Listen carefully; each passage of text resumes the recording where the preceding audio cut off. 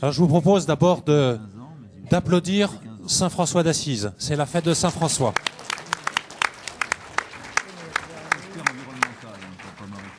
800 ans d'histoire franciscaine dans le déploiement de toutes nos branches, de toutes ces fleurs qui colorent le chant de notre famille, ce chant qui est offert à toute l'Église et au monde.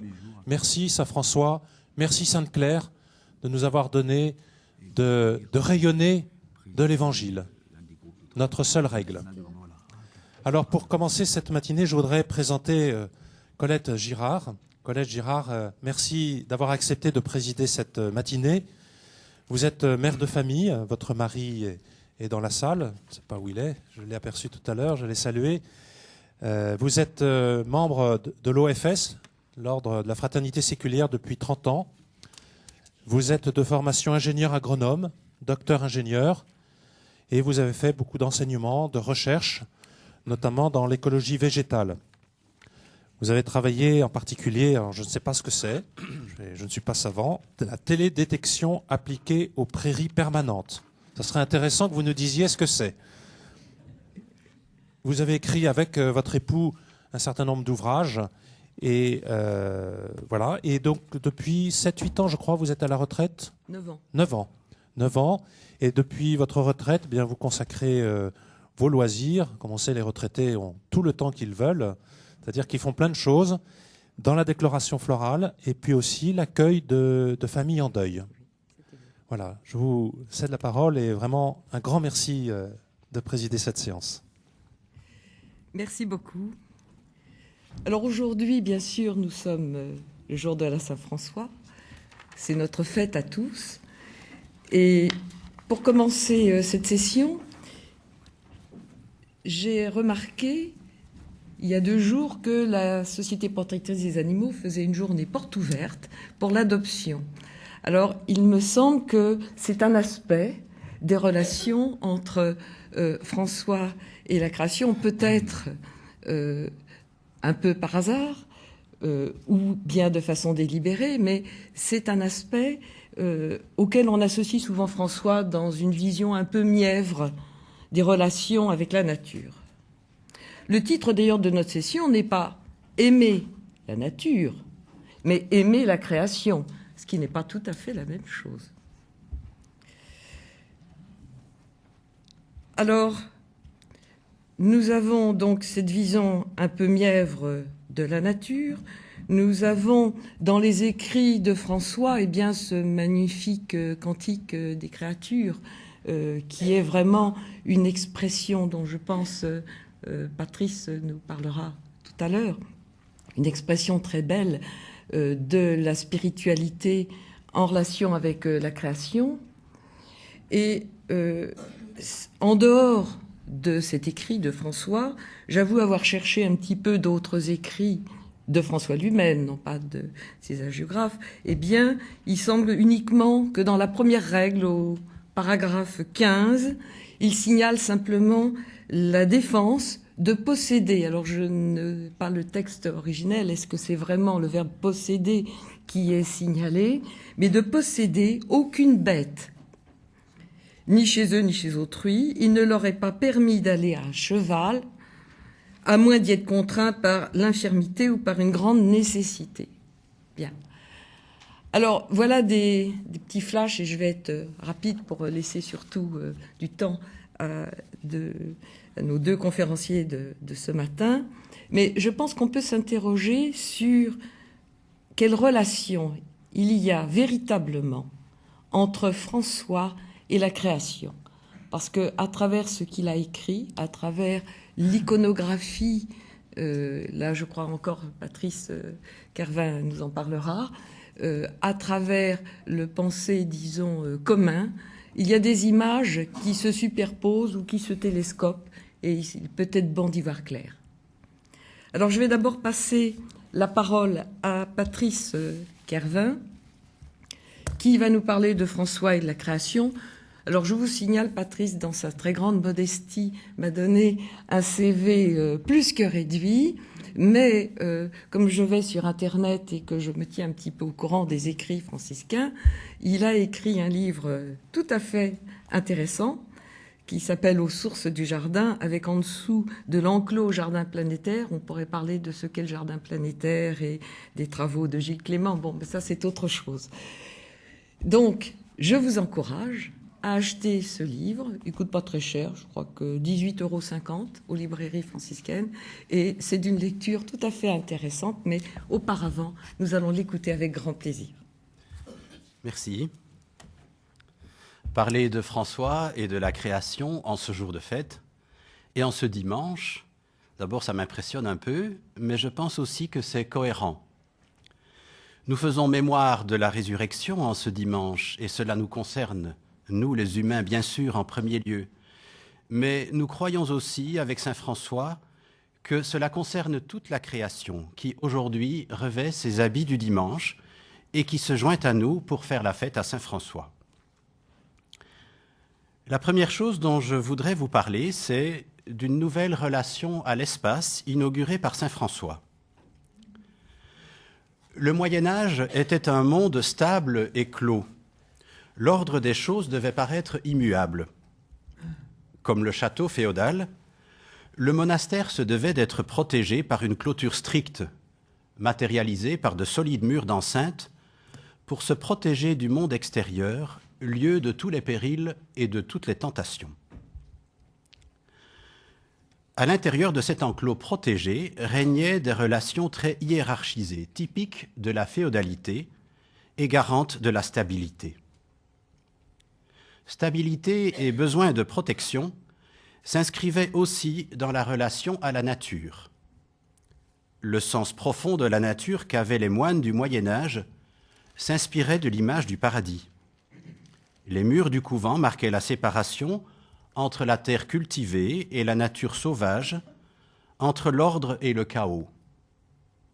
Et le jardin, à l'abri des périls extérieurs, tente à recréer l'image de l'Éden.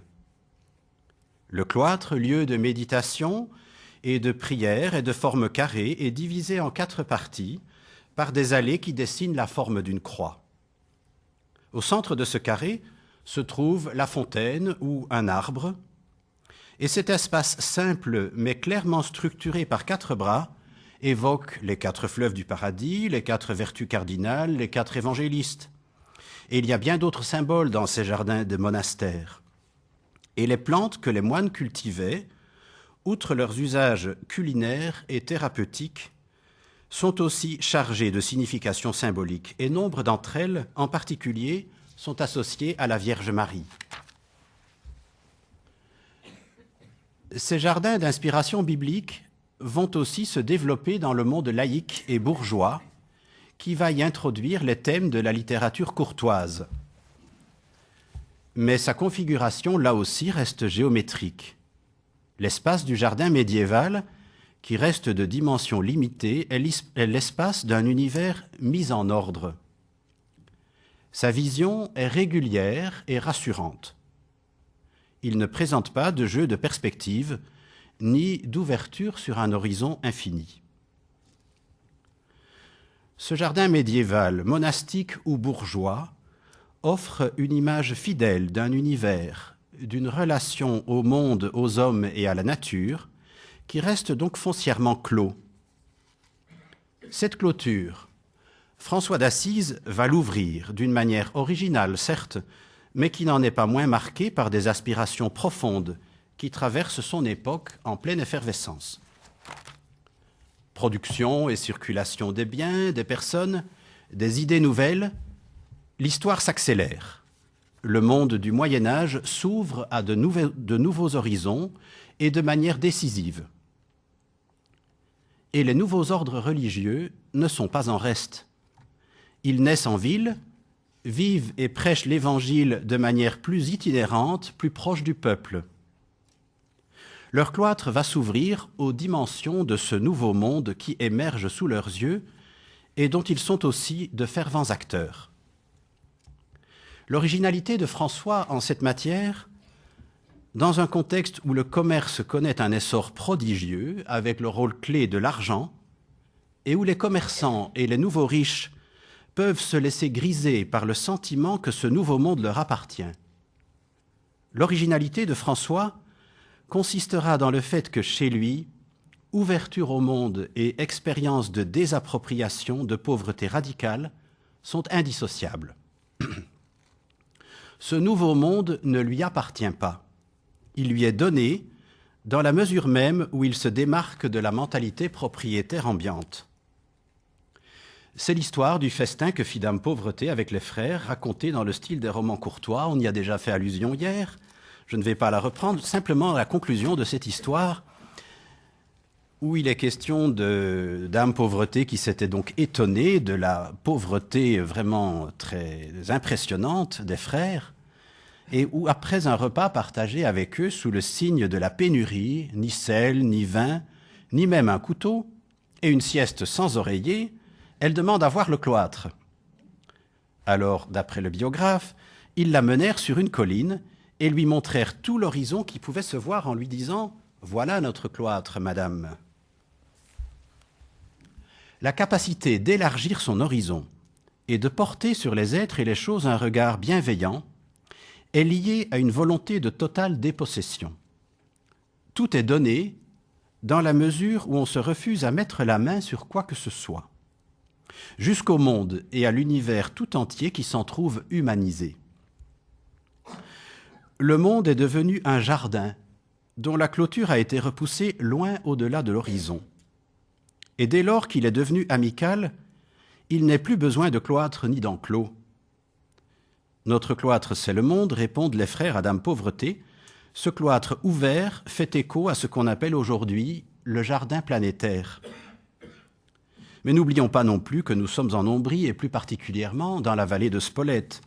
Les hivers y sont rudes, certes, mais le relief et la qualité de la lumière y invitent peut-être plus qu'ailleurs à un regard contemplatif. Cet épisode témoigne donc d'une nouvelle relation à l'espace. Et si nous nous référons au récit de la création du monde en 7 jours qui ouvre la Bible, nous nous souvenons que la création, ce n'est pas seulement évoquer les hommes, les plantes, les animaux, la biodiversité, la nature, même entendue au sens large. C'est considérer également l'espace et le temps. La prise en compte du temps et la disposition ou la mise en espace qui sont une affaire de regard autant que de mots, de rythme, de liturgie. Dieu vit que cela était bon. Il y eut un soir, il y eut un matin. Il est des manières de s'approprier l'espace et le paysage, par exemple dans la manière de lotir ou de construire des maisons qui relèvent de l'arrogance et du non-respect des équilibres naturels. Notre cloître, c'est le monde, c'est aussi une manière de nous rappeler aujourd'hui qu'il n'y a pas de planète de rechange. L'espace et le paysage sont à tous. Reconnaissons toutefois que les choses ne sont pas simples. Entre clôture et ouverture, il y a une tension permanente. La clôture, c'est aussi le besoin de protection, de marquer des limites, de délimiter un territoire constitutif de l'identité et condition de possibilité de la relation. L'évolution ultérieure de l'ordre franciscain montrera à suffisance qu'entre l'inspiration première du fondateur et l'institution qui a suivi, il y a toujours un écart, tantôt douloureux, tantôt fécond. François avait lutté farouchement contre la construction d'églises ou de couvents qui soient contraires à la pauvreté et surtout contre leur possession. Il disait à ses frères qu'ils y demeurent toujours comme des étrangers et des pèlerins et qu'ils ne soient propriétaires d'aucun lieu. Après lui, les frères trouveront 1000 manières d'atténuer, voire même de contourner la volonté de leur fondateur. Sous la pression démographique, le vieillissement de la première génération de frères et des besoins de formation des prédicateurs, la fraternité va peu à peu se conventualiser. Les couvents s'établissent dans les villes où les jardins ne remplissent plus les mêmes fonctions. Les frères qui partent prêcher ou quêter ont besoin, lorsqu'ils reviennent à la maison, de repos et de détente. Et ils trouveront au jardin du couvent ce lieu nécessaire pour refaire leurs forces.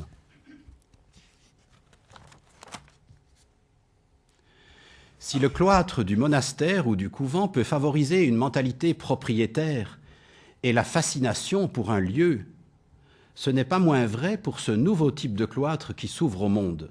Il peut y avoir aussi péril à s'arrêter ou à fixer son regard sur des sites enchanteurs. Alors, les frères se souviendront concrètement que le Christ, lui, n'avait pas de lieu permanent où poser sa tête. Il y a un rapprochement ici aussi à faire avec un autre passage que Célano relate et qui concerne ce moment où les frères, à leur retour de Rome, où ils ont reçu du pape l'approbation orale de leur forme de vie, font une halte de 15 jours dans un lieu désert. Désormais, dit le biographe, leur seul plaisir était en Dieu. Ils entendaient bien ne plus jamais s'arracher à l'étreinte de Dieu. Et il poursuit, la beauté enchanteresse du site, bien faite pour amollir les énergies, n'avait pas tenu leurs âmes captives. De crainte cependant qu'un séjour prolongé ne les fasse tomber, ne serait-ce que par leur comportement extérieur, dans les filets de la mentalité propriétaire, ils abandonnèrent l'endroit et, à la suite de leur père, s'engagèrent dans la vallée de Spolète. Avec François, nous l'avons vu, le cloître s'est donc ouvert d'une manière décisive, même si la tension entre clôture et ouverture demeurera toujours. Je vais vous parler à présent de la relation de François aux créatures. Et je dirais, pour intituler cette deuxième partie, les créatures, leur droit à l'existence et leur devoir de louange. Quand les frères allaient couper du bois, il leur défendait d'abattre le tronc, afin que celui-ci pût donner de nouvelles frondaisons. Le jardinier devait laisser en friche une bande de terrain autour du potager, afin que la verdure et les fleurs y proclament la saison venue, combien est grande la beauté du Père de toutes choses. Il fallait réserver une plate-bande aux fleurs et aux plantes aromatiques, pour rappeler à ceux qui viendraient s'y promener le parfum de l'éternelle suavité. Il ramassait les vers sur le chemin, de peur de les voir écrasés par les passants. Il nourrissait les abeilles en hiver en leur faisant du porter, du bon miel et du bon vin. La référence explicite au Père, à sa bonté, à sa beauté, mise à part, ces propos pourraient aisément être attribués à des défenseurs de l'environnement et de la biodiversité de notre XXIe siècle, et aussi pour lesquels toute forme de vie est digne de respect, ou à ces nouveaux jardiniers qui réhabilitent même les mauvaises herbes. Les vivants existent de leur plein droit et n'ont pas à se justifier d'exister, dit Hubert Reeves. Toutes les espèces qui existent de fait ont le droit d'exister et les êtres humains ont le devoir de les protéger. Mais le problème, justement, c'est qu'avec François, il est impossible d'évacuer la référence au Père. Et de ce point de vue, il résiste à la récupération pure et simple par les écologistes et défenseurs de la nature, car dans la plupart des exemples qu'il donne, il rapporte les créatures à leur créateur, en descendant jusqu'aux créatures les plus banales et les plus basses, les pierres sur son chemin, les herbes, bonnes ou mauvaises, les vers de terre. Il invite en même temps à remonter vers celui qui en est l'origine. Saint Bonaventure disait « À force de remonter à l'origine première de toute chose, il avait conçu pour elles toutes une amitié débordante et appelait frères et sœurs les créatures même les plus petites, car il savait que elles et lui procédaient du même et unique principe. » Et Célano dit « En toute œuvre, il admirait l'ouvrier. Il savait, dans une belle chose, contempler le très beau. » Chez François, amour brûlant pour le Seigneur et affection débordante pour les créatures renvoient l'un à l'autre dans un mouvement incessant. S'il ramasse les vers sur son chemin, c'est parce qu'il se rappelle les paroles du psaume « Je suis un ver, non un homme », qui renvoie au Christ sur la croix. Et s'il prêche aux fleurs comme si elles avaient été douées de raison, c'est pour les inviter à louer le Seigneur. François a la conscience vive que toutes les créatures sont sorties de la main de Dieu, humains, plantes, animaux. Il ne connaissait pas de frontière nette entre le monde des hommes et celui des animaux, si typique de la culture occidentale. Toutes les créatures sont pour lui dignes de respect, dans la mesure où elles sortent de la main du Père, fondement de la fraternité universelle de tous les êtres, fraternité à laquelle l'homme participe à sa place, à côté des autres.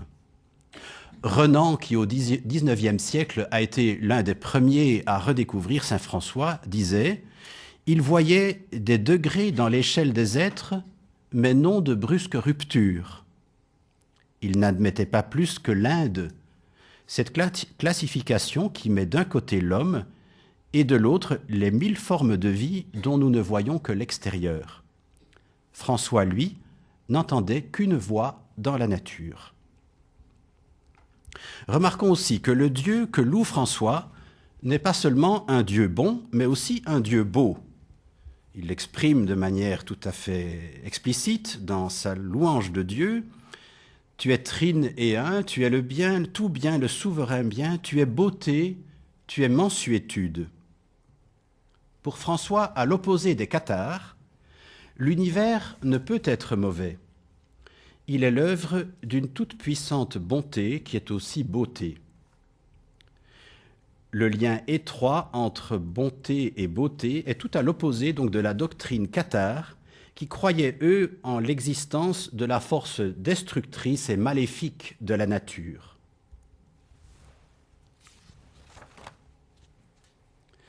François laisse les choses et les êtres être ce qu'ils sont et exister par elles-mêmes.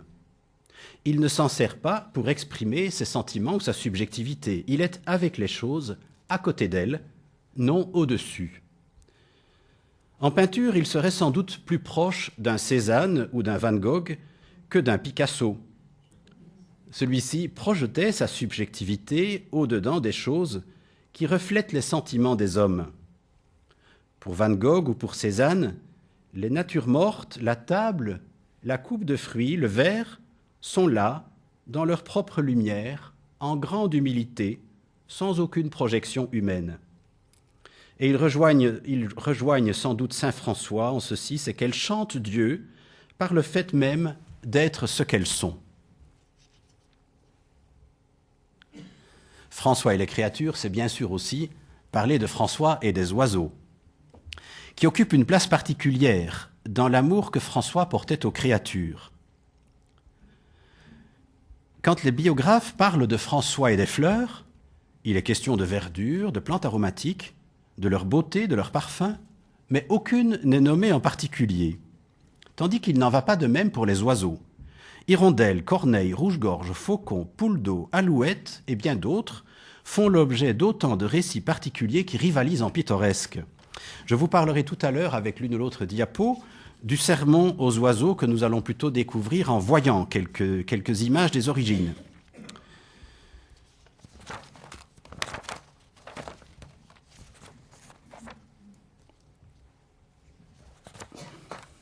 Voilà. Le sermon aux oiseaux a fait rapidement l'objet d'interprétations allégoriques ou morales, et ces interprétations sont typiques du Moyen-Âge.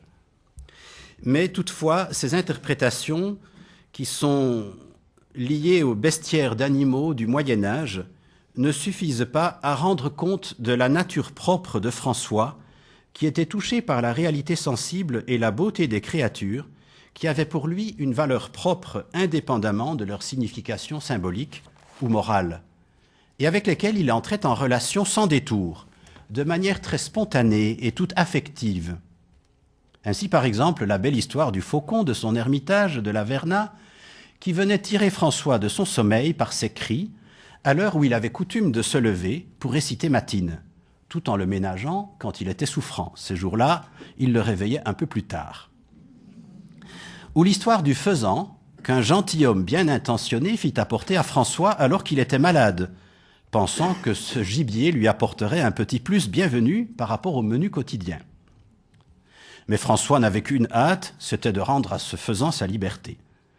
le faisant ne l'entendait pas ainsi et voulut rester avec François, quitte à forcer la porte en filant sous la tunique du frère portier. Mais ne nous y trompons pas. François n'était pas angélique. Il n'entretenait pas avec les animaux une relation idyllique. Il y avait des bêtes qu'il aimait beaucoup, d'autres qu'il aimait moins, comme les souris ou les mouches. Sans aller jusqu'à les haïr, il ne pouvait s'empêcher de les considérer comme des suppôts du diable. Il pouvait aussi sanctionner durement les animaux dont le comportement lui paraissait monstrueux, comme cette truie dont il découvrit un matin qu'elle avait tué un agneau qui venait de naître.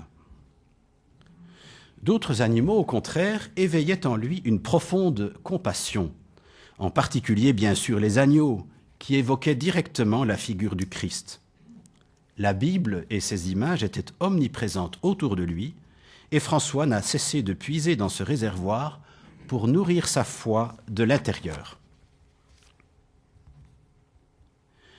François n'est pas le premier saint auquel sont attribuées des histoires miraculeuses avec des animaux. Du temps des premiers martyrs déjà, comme par exemple avec Félicité et Perpétue, on rapportait des histoires de lions qui refusaient à dévorer les martyrs, mais qui venaient bien au contraire les vénérer. Les ermites aussi, comme saint Antoine, réussissaient à pacifier les bêtes sauvages. Et nous connaissons l'histoire de saint Hubert, auquel un cerf apparaît avec une croix entre ses bois. La plupart de ces récits faisaient appel au surnaturel ou évoquaient une forme de retour au paradis terrestre. Les conversions de ces animaux contribuaient à augmenter la sainteté de ceux qui en bénéficiaient. Il y a par exemple cette histoire attribuée à saint Colomban, disciple de saint Patrick, moine irlandais, qui vint s'établir à proximité de Luxeuil avant d'y fonder son grand monastère. Saint Colomban aimait se retirer dans la solitude et avait repéré au fond des bois un énorme rocher abrupt sous lequel il aurait trouvé un abri propice pour y faire son ermitage. Mais un ours y habitait, et l'ours au Moyen-Âge était synonyme de sauvagerie, de cruauté. Il demanda doucement, dit la légende, à la bête sauvage de sortir, et celle-ci, bien sûr, n'osa plus y revenir. Je pense qu'avec François, les choses se seraient sans doute passées autrement. Je l'imagine mieux sceller un pacte d'amitié avec l'ours après s'être assuré que l'ours, comme lui, pouvait disposer d'un abri conforme à leurs besoins respectifs. Les relations sont d'autant meilleures que le territoire de chacun est respecté. Chacun a le droit de vivre, a droit au logement et à la nourriture, les animaux comme les humains. Et tel est bien l'enseignement de la célèbre histoire du loup de Gubbio, qui n'apparaîtra que plus tard, au XIVe siècle, dans les légendes et dans l'iconographie. Quelle que soit la lecture que l'on fasse de ce récit, la leçon qui s'en dégage est la même. C'est l'exclusion qui est à l'origine de la violence. Et si cela vaut pour les relations entre les humains, bien sûr, cela vaut aussi pour les relations entre les humains et les animaux. À Gubbio, le loup sera invité par François à s'intégrer dans la ville, à y mener une vie tranquille en vertu d'un pacte où l'homme et l'animal sont placés sur un plan d'égalité. Pour entrer dans l'intelligence de l'attitude de François par rapport à la création, il nous faut à présent descendre jusqu'au cœur de son expérience. Et le cœur de cette expérience spirituelle, il nous l'a donné dans son cantique de Frère Soleil ou des créatures, dans toute sa hauteur, sa largeur, sa profondeur, et en même temps avec toute la simplicité et la limpidité qui furent les siennes. Ce célèbre et magnifique cantique a tant inspiré les artistes et les artisans de paix et du respect de la création, nous est légué par François un peu comme son testament spirituel, un testament en acte bien plus qu'un simple récit. Il y va de la capacité même, à l'heure de la grande épreuve, à l'heure où plus grand-chose ne nous sépare de la terre dont nous avons été initialement pétris, de concentrer nos dernières énergies et de faire monter notre dernier souffle en un chant de reconnaissance à l'auteur de toute vie, au créateur de l'univers entier, et par là même de consentir enfin à occuper la juste place qui est la nôtre, nous les humains, au sein de la création. Le mouvement interne de ce cantique que vous connaissez est remarquable. Il part du Très-Haut que nul n'est digne de nommer et se termine par le mot « humilité ». Il descend du soleil à la terre en passant par la lune et les étoiles, le vent, l'eau et le feu. Une fois descendu jusqu'à terre, il intègre le pardon et la mort. C'est le mouvement même de l'incarnation, à l'opposé de la tentation d'échapper à notre condition par une fuite en avant dans une quête éperdue de bonheur éphémère. La louange s'adresse au Très-Haut, que nul n'est digne de nommer et qui transcende toute la création. À partir de là, aucun des éléments n'est sacralisé et encore moins adoré pour lui-même. Nous sommes donc à l'opposé de la fusion panthéiste. Les éléments ont au contraire un statut de créature et sont appelés frères et sœurs. La terre elle-même, qui dans bien des cultures bénéficie d'un statut de déesse mère, est située ici à sa juste place. Elle est mère, certes, qui nous porte et nous nourrit, et nous donne aussi la beauté des fleurs et des herbes pour la joie des yeux et de l'âme, mais elle est aussi appelée sœur, sœur notre mère la terre. Éloi Leclerc dit à ce sujet: cette appellation ne détruit ni n'affaiblit sa maternité, mais elle en marque la limite. La terre est elle-même une créature au même titre que les autres réalités cosmiques. François fait remonter cette gratitude envers la terre, mère et sœur, à sa source première, qu'il appelle courtoisement « Missignor » et « Monseigneur ». Si nous avons présent à l'esprit les circonstances de la composition de ce cantique, son corps n'est presque plus qu'une épave, nous pouvons voir qu'au soir de sa vie, le regard du Poverello s'est presque entièrement décentré de lui-même pour se centrer sur son Seigneur, le Très-Haut, et toute la création par laquelle il se donne à connaître. Ses états d'âme, sa subjectivité, sa douleur même ne comptent plus ou si peu, ou plutôt ils sont remis à leur juste place, à même le sol. François souhaitera accueillir notre sœur la mort en étant posée nue sur la terre nue. Cette question de l'accueil de la souffrance et de la mort est d'une brûlante actualité.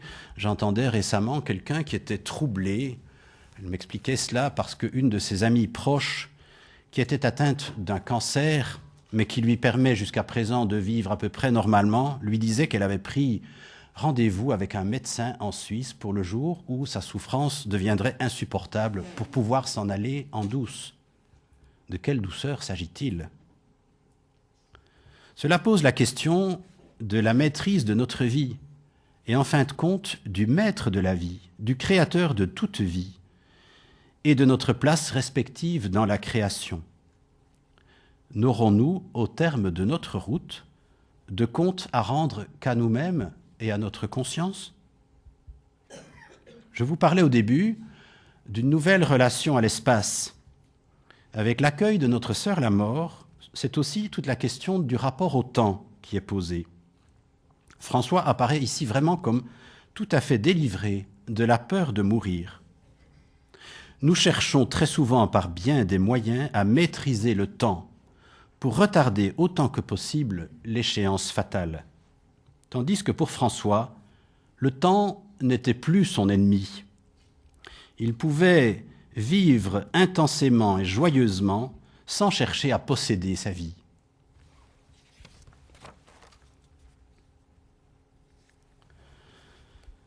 Une remarque aussi, c'est que dans ce beau cantique, le Christ lui-même n'est pas nommé. Et le vocabulaire, tout le vocabulaire de ce cantique n'a rien de spécifiquement chrétien. La seule référence explicitement chrétienne, c'est ce qu'il dit quand il parle du péché mortel à propos de notre sœur la mort.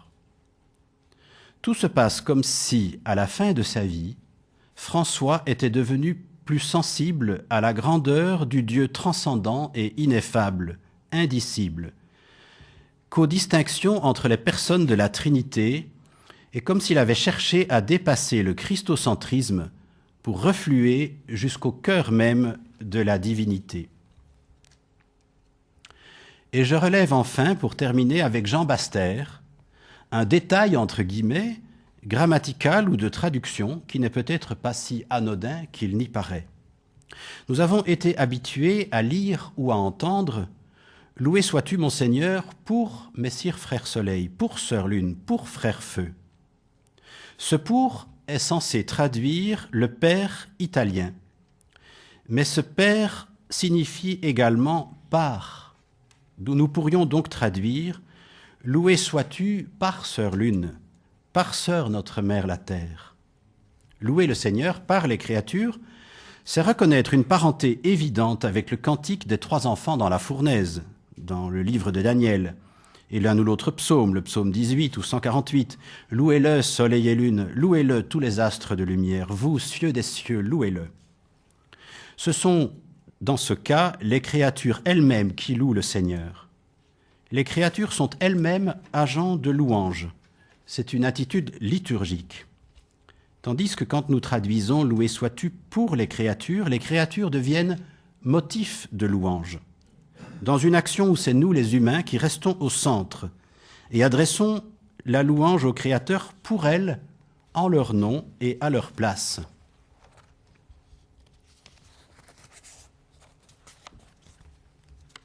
Je pense que je vais prendre maintenant quelques instants pour projeter les images. Donc nous verrons d'abord un médaillon émaillé, magnifique, pour parler un peu du Cantique des créatures, pour prolonger le Cantique des créatures, et puis pour faire le lien avec les stigmates. Et en un deuxième temps, quelques images du sermon aux oiseaux des tout premiers temps franciscains.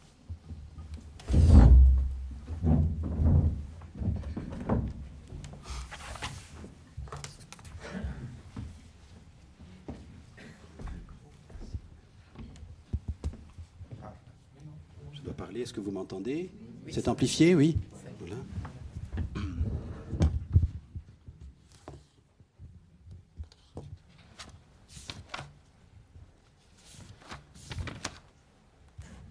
Première image, vous voyez un magnifique reliquaire. Il y en a deux exemplaires qui sont très proches, presque identiques. Celui-ci est au musée du Louvre et le deuxième est au musée de Cluny, à peine à 1 kilomètre d'ici. Ce sont des reliquaires en forme d'ostensoir qui datent de très peu de temps après la canonisation de saint François en 1228. D'un côté, vous avez les reliques, et puis de ce côté-ci, vous avez François recevant les stigmates, mais dans une attitude bien particulière. Ce reliquaire, donc la plaque émaillée, c'est un émail de Limoges, peut-être d'Italie, qui est en tout cas postérieur donc à la canonisation de François. Il est en forme de quadrilobe dans un cercle qui tient à la fois dans un cercle et dans un carré, c'est-à-dire qui réconcilie à la fois le ciel et la terre. Il y a une parfaite concordance entre la stigmatisation qui unit l'homme à Dieu et qui réconcilie le ciel et la terre. Un quadrilobe, c'est donc le chiffre 4, c'est la création dans sa plénitude. Les 4 éléments, les 4 points cardinaux, les 4 piliers de l'univers, c'est tout le monde terrestre. Dans ces 4 bras, ou ces 4 cercles plutôt, on peut également tracer une croix qui fait la synthèse entre le ciel et la terre. Dans le cercle supérieur, vous voyez le séraphin avec le visage, les mains et les pieds de Jésus crucifié, dans un fond doré parsemé d'étoiles. Je pense qu'ici c'est un peu difficile de le voir, mais vous avez à gauche et à droite du séraphin gravé dans le cuivre la lune d'un côté et le soleil de l'autre. Et le fond doré également autour du séraphin est parsemé d'étoiles. François, en dessous, a les mains et les pieds marqués par les stigmates. Il est en position d'orant, en extase. Cette position d'orant est typique de l'iconographie chrétienne des origines. C'est une attitude aussi profondément liturgique. Ses pieds sont enracinés dans la terre, où s'enracinent également les 4 arbres fleuris et feuillus de part et d'autre de François. Ces 4 arbres en feuilles et en fleurs sont là pour dire la création, la participation des créatures à l'événement miraculeux. C'est vraiment un bouquet végétal et humain tendu vers la divinité. Souvenons-nous du cantique « Loué sois-tu, mon Seigneur, par toutes tes créatures ». Les arbres accompagnent vraiment la silhouette ascendante de François. Et les autres créatures sont là, le soleil, la lune, les étoiles, les nuages qui bordent la partie inférieure du séraphin. Vous voyez ces petits flocons bleus là, qui se succèdent aux pieds du séraphin, qui sont les nuages. C'est dire que c'est toute la création qui se joint à la louange et à l'événement des stigmates. Un détail qui est peut-être un peu difficile à observer sur cette image-ci, je vais demander de passer à l'image suivante, la 2. Oui, voilà. Malheureusement, nous n'avons pas réussi à la redresser. Elle pivote complètement d'un quart chaque fois, soit vers la gauche, soit vers la droite. Mais vous voyez certainement beaucoup mieux les détails. Les étoiles autour du séraphin et dans la partie inférieure. Donc celui-ci, c'est le médaillon du musée de Cluny qui est vraiment magnifique.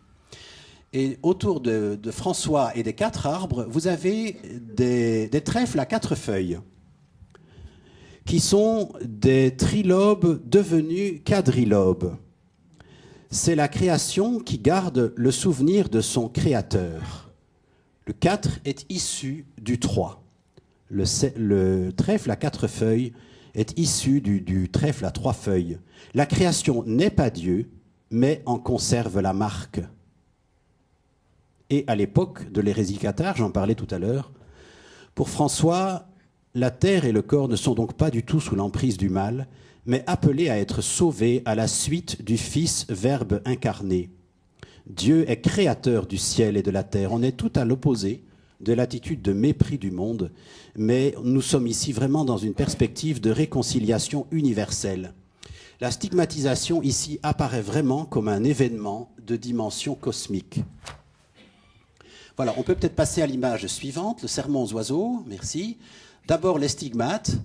Regardez brièvement cette image qui fait partie c'est aussi la première iconographie franciscaine. Nous sommes ici en 1235. C'est un retable avec une grande figure de François au milieu et toute une série de scènes, dont celle-ci tout autour. Il est attribué à Berlinghieri. Cette première image relate les stigmates et la suivante, vous allez voir, voilà. Juste en dessous des stigmates, vous avez la prédication aux oiseaux. C'est intéressant de voir le parallélisme entre les deux scènes. Du point de vue de la composition, bien sûr, vous avez le même bâtiment à gauche et la même montagne verte à droite. D'un côté, avec le séraphin des stigmates, ici, avec les oiseaux de la prédication aux oiseaux, tous bien debout, bien droits, dans une attitude d'écoute face à François et ses 2 frères. La relation est vraiment, on pourrait dire, d'égal à égal. C'est une relation horizontale, de fraternité. Et en voyant les 2 scènes ensemble, au-dessus les stigmates et puis ici la prédication aux oiseaux, on peut voir que c'est vraiment un idéal de réconciliation où l'homme, à la suite de François, est appelé à retrouver l'union perdue avec la nature, à renouer la familiarité avec toutes les créatures. Dans ce paradis retrouvé peut se sceller une nouvelle alliance avec Dieu. L'ange du Seigneur dans les stigmates paraît pour annoncer le feu de l'amour. Les stigmates sont là pour rappeler que le salut suppose le feu de la passion, le passage nécessaire pour la résurrection et la réconciliation universelle. L'image suivante, s'il vous plaît. Oui, je vais abréger, Je trouvais que ceci était très intéressant, plus que ce que j'aurais pu vous rappeler des biographes. Il apparaît clairement ici que le sermon aux oiseaux s'inscrit dans un cadre de prédication. Parce que nous avons exactement dans la même attitude ici aussi François et 2 de ses frères, d'une part avec le livre des évangiles ou la Bible dans une main, et qui bénit de l'autre main, ici en dessous on le voit très bien, devant le sultan et les frères musulmans. Et au-dessus, c'est face aux oiseaux, qui là aussi sont tous bien à l'écoute. On ne s'attarde pas ici aux espèces d'oiseaux. Effectivement, ce sont des grands oiseaux plutôt noirs, comme Célano le disait, des ramiers, des corneilles et des freux, tandis que les autres biographes restent vagues et ne précisent pas de quels oiseaux il s'agit.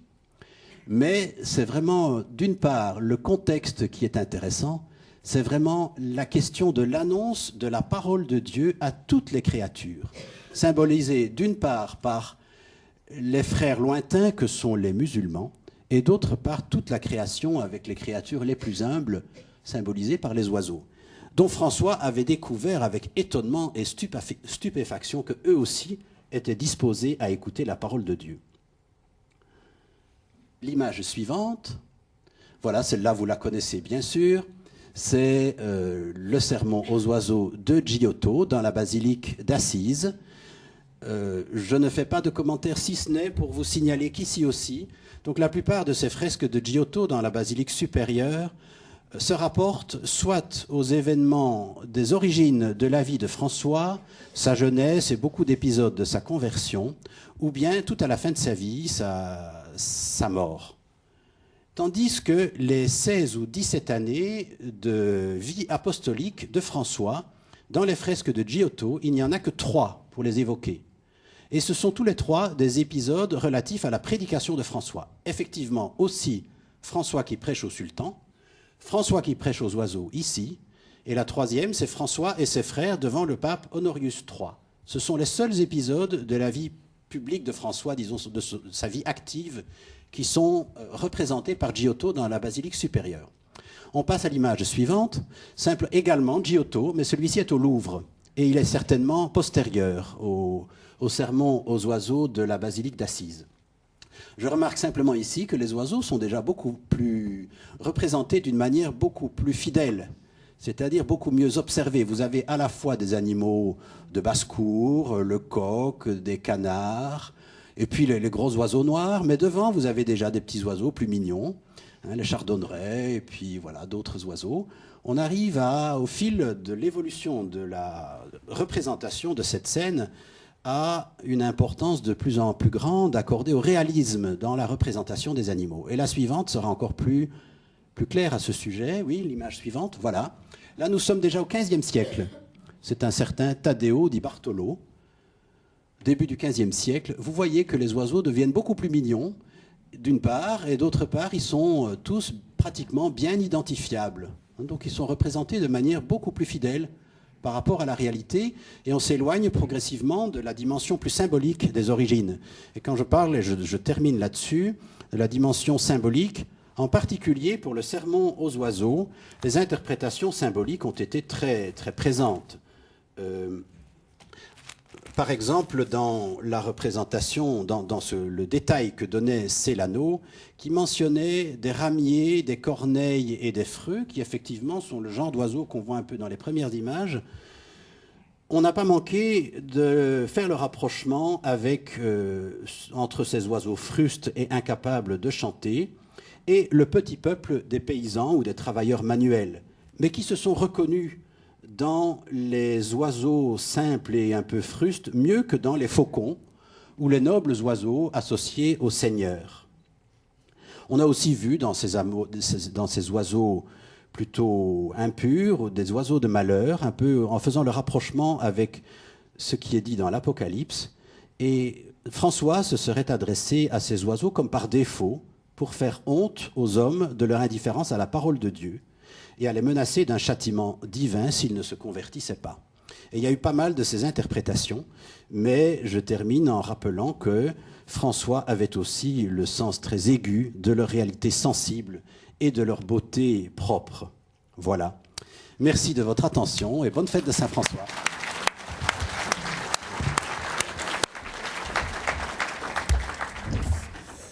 Un grand merci, Patrice, d'une part d'avoir été aussi respectueux des délais qui nous sont imposés, et par ailleurs de nous avoir fait une présentation aussi intéressante. Alors, en tant que botaniste, je n'ai pas pu m'empêcher de remarquer que comme vous l'avez dit, François nomme des oiseaux, par contre les plantes, il ne les nomme pas. Je crois malheureusement que c'est peut-être un défaut inhérent à la nature humaine que de s'intéresser à ce qui bouge et prêter beaucoup moins d'attention à ce qui semble immobile. Je crois que les roches sont encore plus maltraitées, bien que ce soit aussi des créatures, puisque vous l'avez signalé, bien sûr, François s'intéressait aux cailloux. Ils ont aussi leur histoire, ils s'inscrivent dans le temps et dans l'espace, bien sûr. Ça, c'est une première remarque. J'en ai une seconde. Quand vous avez dit qu'il y avait péril à s'arrêter, la création est en perpétuel mouvement. Elle n'arrête pas d'évoluer. Nous avons des mutations naturelles, génétiques. Bon, l'homme s'emploie parfois à en faire d'autres, mais l'évolution qui s'arrête meurt.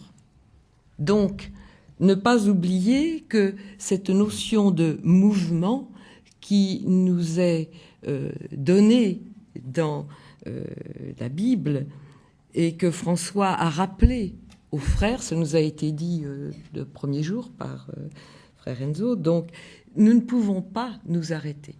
Et ça, c'est quelque chose d'important. Nous sommes dans une création qui est en perpétuel devenir et qui n'est pas terminée. En tout cas, qui évolue tout le temps. Un troisième point que je voudrais reprendre dans ce que vous avez dit, c'est que bon, l'espace a besoin d'être mis en ordre au niveau du cloître. Pour une raison toute simple, c'est que l'homme étant le seul, tout au moins de ce que nous sachions, des êtres vivants à pouvoir s'exprimer et à pouvoir noter des choses sur ce qui l'entoure, eh bien, l'homme a très vite constaté que la nature sauvage, entre guillemets, personnellement, je connais plus beaucoup d'endroits où elle soit vraiment sauvage, en fait, n'est pas du tout bonne pour l'homme, elle n'est pas accueillante.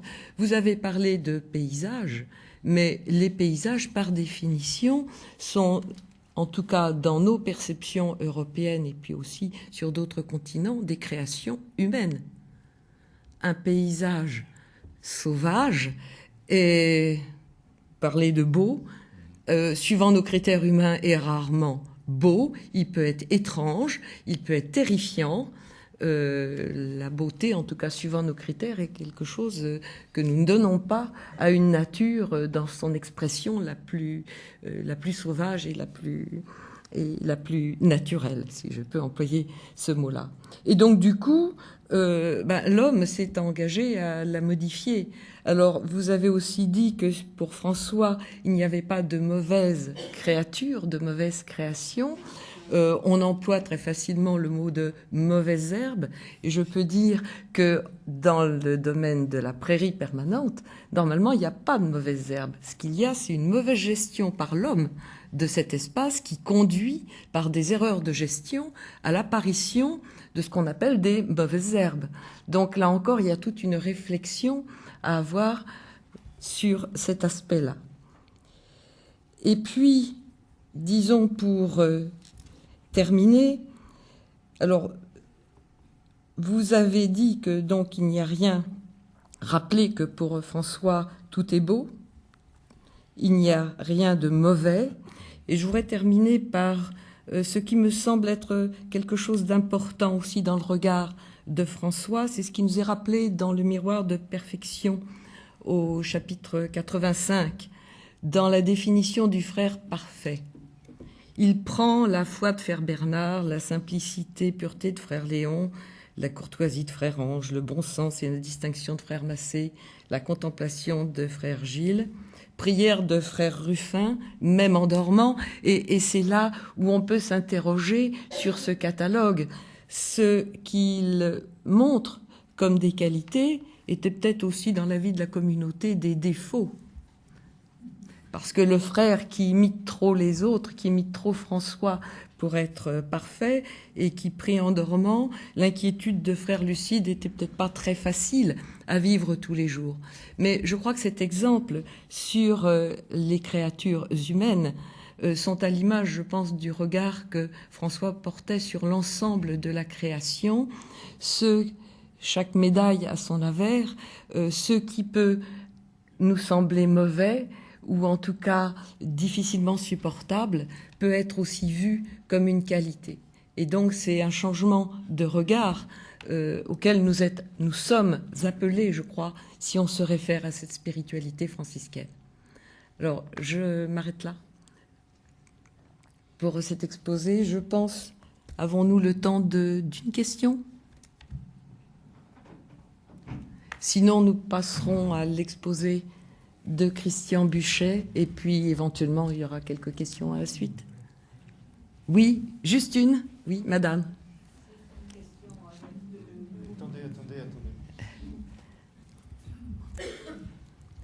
Excusez-moi de ma question, c'est avec de gros sabots. J'ai beaucoup aimé votre exposé. Je me demande, je ne connais pas bien l'histoire de François d'Assise, et je me demande comment l'Église, la papauté, pouvait admettre tout ça. Comment c'était reçu? Excellente question. Tellement vaste qu'elle me dépasse un peu. Il y aurait beaucoup à dire, et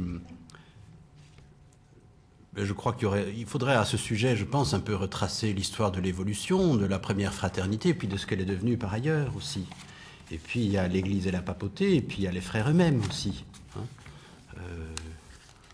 Mais je n'ai rien de particulier à dire concernant l'attitude spécifique de François par rapport à la création sur cette question-là, si ce n'est peut-être de vous mettre sur cette piste-ci, qui est qu'effectivement, par exemple, pour reprendre le sermon aux oiseaux, je crois que les lectures symboliques qu'on a pu en faire peuvent dire quelque chose d'une manière. Au début, on avait peut-être peur dans l'Église de cet homme un peu inclassable qu'était François. Et le représenter prêchant aux oiseaux, ça pouvait être compris de différentes manières. C'était peut-être aussi une manière de dire pour l'Église, finalement, de cet homme-là, nous n'avons pas trop à craindre. Mais voilà, c'est une lecture parmi d'autres. Pour le reste, je crois vraiment qu'il y aurait toute une histoire à reprendre, qui dépasse un peu le cadre du propos ici. Je ne sais pas s'il y a d'autres épisodes qui me viennent en mémoire. Je pense qu'il y aurait surtout à travailler un peu autour des lectures symboliques qui ont été faites du sermon aux oiseaux en particulier. Là, il y a des choses peut-être intéressantes, des prolongements à faire. Voilà. Je vous remercie.